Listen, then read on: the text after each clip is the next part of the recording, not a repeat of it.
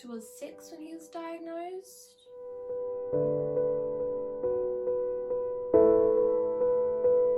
I think we always noticed that my brother was doing things differently than how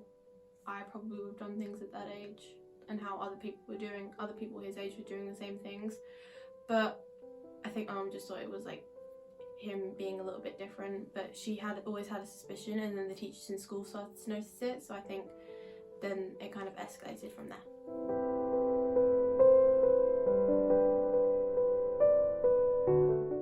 My brother was diagnosed by the 3-hour autism test, and we were on the waiting list for about a year before he actually got that test done.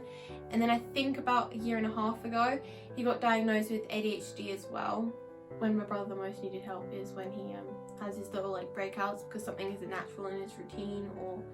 something like that. Like if one day someone magically just says, oh, we're going to this place, and they were hoping it would be a surprise, but instead it's just kind of messed with his brain and it doesn't match up to the routine because he hasn't been told and noticed.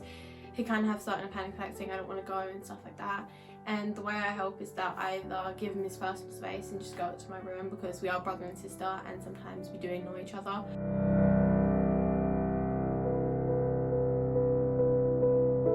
The Autism Society has been very helpful for my brother because they do like days out and animal days and play parks and stuff like that, and I usually go with him, so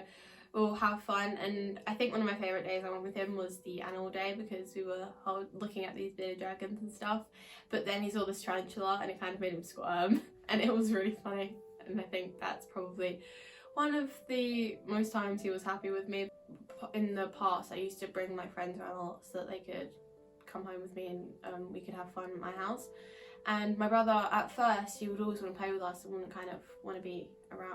always want to be around us because I think he wanted to get to know the new person, but it was kind of a weird way because he'd always try and do things that he liked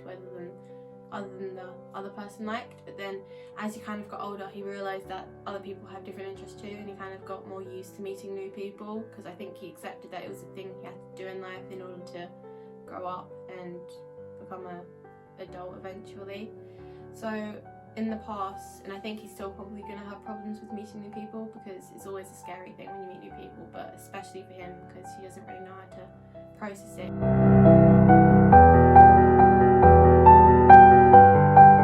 At first I kind of didn't know how to react to it. I just kind of isolate myself and just know that my mum and dad needed to sort him out, and I didn't really know what to do then. But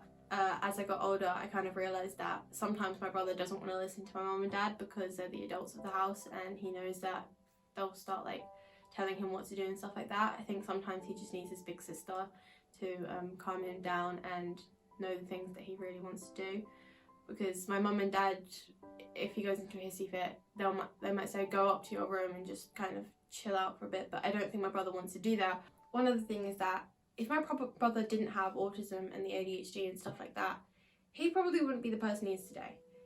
He's a very funny, crazy, idiotic, down for anything person, and if I said, Fletcher, do you want to go have a water gun fight, or do you want to go and chase Dad around the house and try and throw this like softball that we have with him, he'll be up for it because he knows that it will end in laughs and stuff like that. And it's just the best because even though he does have his differences to me, and even though he can act a little bit weird and other people may not see it as normal, I see it as my little brother being the crazy funny person he is, and he likes to tell jokes to everyone, which I think without the autism and ADHD he wouldn't have the confidence and the happiness to do. And whenever we hear this song that he likes, he kind of just starts dancing to them, like the subtitles at the end of the movie, he just kind of starts dancing to it, and then I'll join in, and then it becomes like a family dance session. So I think that autism can be a good thing sometimes, but other times it's not the best. But I think without the autism and ADHD, I wouldn't have the brother that I've come to have.